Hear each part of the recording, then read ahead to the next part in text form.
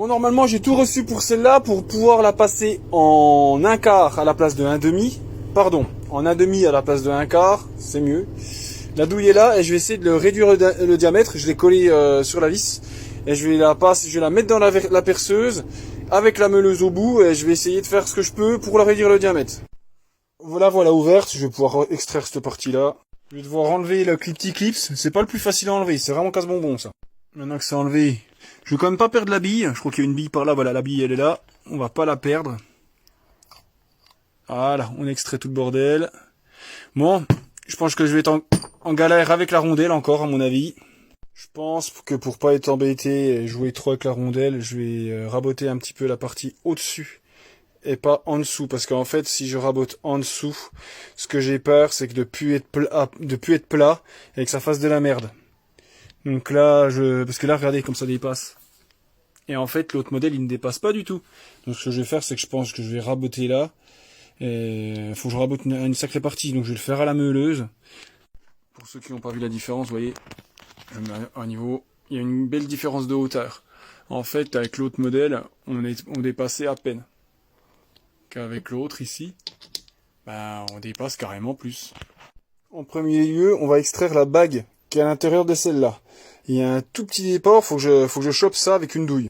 J'ai une douille de 12 mm qui va aller tip top. Là, je vais taper dessus au marteau pour l'extraire. Je vais taper 4 fois dessus, elle s'est extraite. Le mieux, ça aurait été de refaire le diamètre intérieur. Le problème, c'est qu'il faut un forêt tungstène et j'en ai pas. Puis il faut vraiment que ce soit bien fait, quoi. Donc là, nous avons un diamètre de 19,1. 19,2 et là celui-là il est à 19,99. Donc là faut que je ramène à 19 aussi. Et franchement je suis pas sûr d'y arriver. Donc j'essaye ça et je vous reprends juste après. Ça avait bien démarré, le problème c'est que dès que ça chauffe, en fait la colle elle se défait. Donc je sais pas comment concrètement je vais faire, c'est un peu embêtant. Parce que pour tourner rond, en fait j'avais trouvé une tête de vis qui était pile poil le diamètre et je m'étais mis dessus, puis je l'avais collé. Sauf que la colle avec la chaleur forcément ça se décolle. Puis si je commence à mettre de la colle époxy ou je sais pas quoi pour que ça tienne, après j'arriverai plus à l'enlever. Donc là en fait je sais pas trop comment je vais faire. J'ai déjà réussi à enlever 4 dixièmes. Là du coup je force un peu moins et je le passe dans l'eau froide pour que la colle se solidifie. Donc ça avance gentiment. Il me reste plus beau. Là je suis à 19,06, faut que j'enlève encore 5 centièmes, ça va aller. Maintenant j'ai plus qu'à l'enfiler à l'intérieur. On va tapoter doucement. Normalement ça devrait rentrer tout seul. Moi je dis respect, j'ai même fait à la côte, tip top aux petits oignons. Oh là c'est beau, c'est beau. Oh nickel, qu'est-ce que vous en pensez? Oh ça va déchirer la rondelle. Pour la suite de la modification de la clé à choc, de la visseuse à choc en modification clé à choc visseuse à choc, il va falloir que je réduise cette partie-là. À peu près à la même épaisseur que... là on a environ 5 mm sur l'ancienne. Là, on a 6 mm, donc je vais devoir enlever 1 mm à la meuleuse. Voilà, j'ai réduit environ 5 mm, à peine plus, et j'ai fait un chanfrein sur le bout. Je vais remettre une noisette de graisse dans le mécanisme. Là, franchement, promis, j'en mets pas beaucoup. Je sais même pas où en mettre. Je vais déjà en remettre à l'intérieur avec la rondelle, sur le fond, comme ça. Voilà. Voilà, je vais rajouter la rondelle. J'en vais mettre à peine en dessous. Voilà, ici. Maintenant, on procède au remontage. Alors, en espérant que ça ira du premier coup. Je serais bien dégoûté que ça aille pas. J'avais oublié qu'il fallait que je change la rondelle. Autrement, soit faut que je la change, soit faut que je réduise le diamètre intérieur. Alors, celle-là, j'avais fait sur celle-là, ou soit j'en prends une qui est à peine plus fine que j'avais racheté. Allez, j'en ai racheté celle-là, elle passe direct à l'intérieur. Bon, maintenant, voilà, ça passe. Tout à l'heure, ça forçait. Donc là, faut que je me mette en face, des encoches, la tip top. On tape. Finalement, j'ai dû me rabattre sur les petites rondelles que j'avais achetées. En espérant que ça bute pas comme l'autre sur les petits rebords.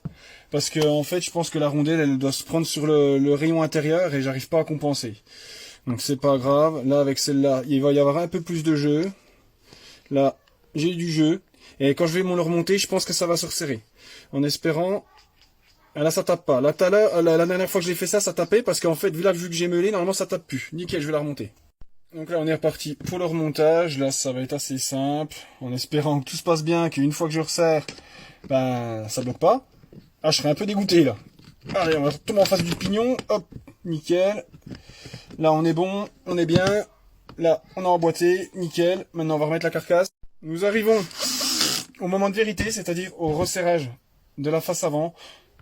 Et bon, je m'inquiète pas trop parce que là, il y a du jeu. Donc là, on va mettre l'embout qui va bien, qui est là. Et on va resserrer les vis de devant. Et là, normalement, il ne devrait pas y avoir de problème. On va serrer en quinconce. Ça serait dommage de le vriller, mais ça ne va pas vriller, hein, je dis ça comme ça. Hein.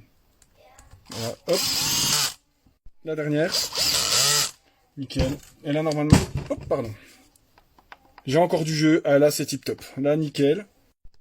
Et là, batterie.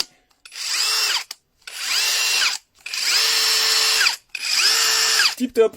Donc voilà. Les deux bébés sont montés.